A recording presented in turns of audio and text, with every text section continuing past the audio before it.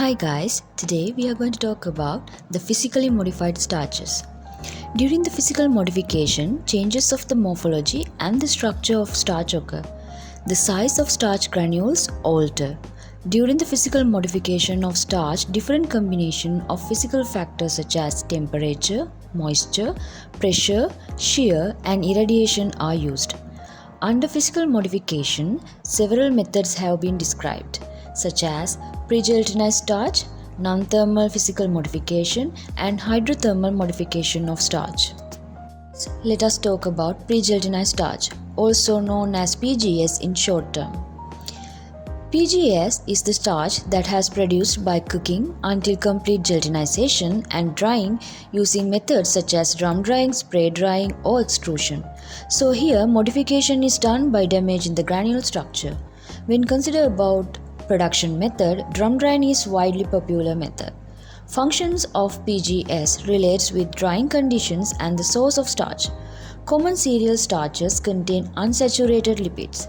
Therefore, in pregelatinized cereal starches, it is reported that rancidity can occur with storage due to oxidation.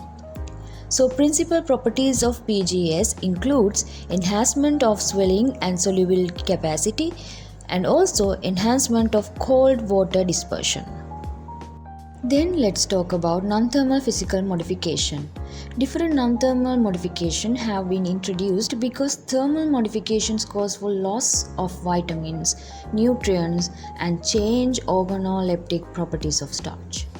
Non-thermal methods such as pressure and ultrasound are used for the physical modification to alter the morphology.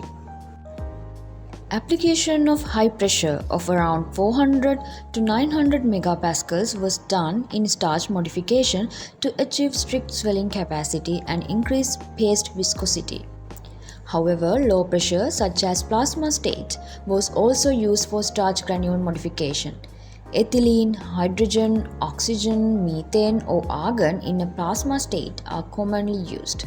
During modification by using ultrasound, starches are suspended that have previously undergone gelatinization and affects amorphous granules while maintaining their shape and size. Ultrasound modification leads to modified swelling capacity, solubility, and viscosity of the paste.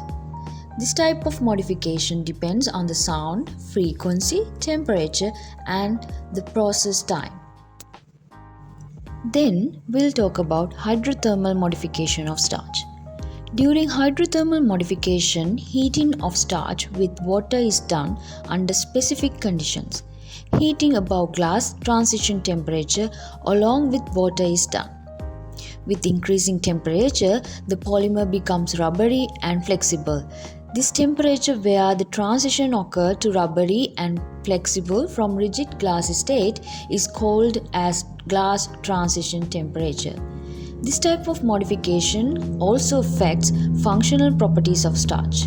Hydrothermal modification of starch is of mainly two types as heat moisture treatment and annealing.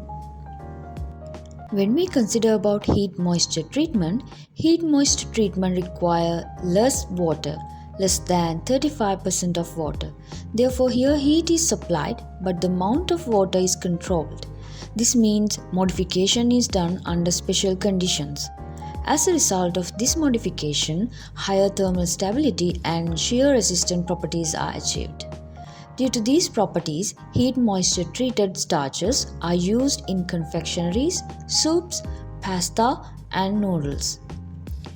HMT starch application in pasta and noodles help to obtain number of desirable qualities for the product such as good expansion, minimum cooking, and good tensile strength.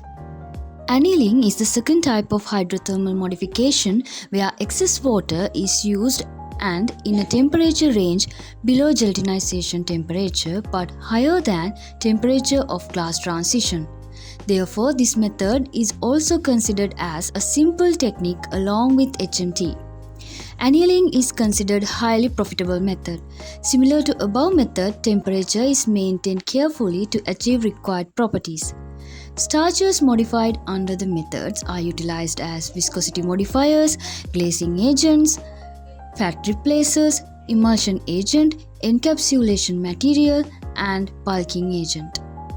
So what are the advantages of physical modification? Physical modification is simple, safe, and eco-friendly. It is cheap and methods that do not require biological and chemical agents. When we consider about the disadvantages of physical modification, destruction of starch structure limits the application in the industry.